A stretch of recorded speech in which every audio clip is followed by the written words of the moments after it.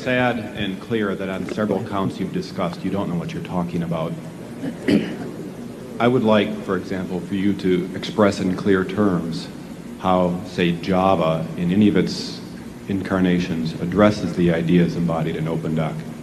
And when you're finished with that, perhaps you could tell us what you personally have been doing for the last 7 years.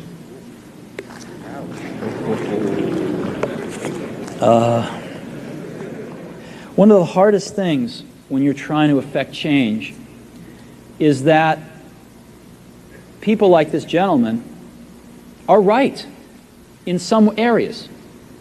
I'm sure that there are some things OpenDoc does, probably even more that I'm not familiar with, that nothing else out there does. And I'm sure that you can make some demos, maybe a small commercial app that demonstrates those things.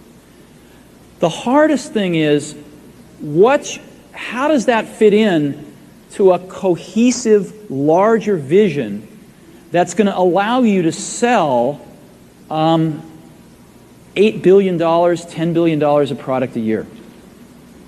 And one of the things I've always found is that you've got to start with the customer experience and work backwards to the technology. You can't start with the technology and try to figure out where you're going to try to sell it. And I've made this mistake probably more than anybody else in this room. And I've got the scar tissue to prove it. And I know that it's the case.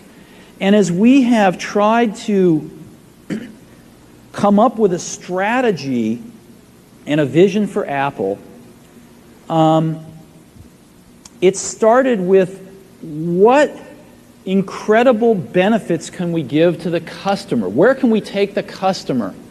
Not starting with, let's sit down with the engineers and figure out what awesome technology we have, and then how are we going to market that?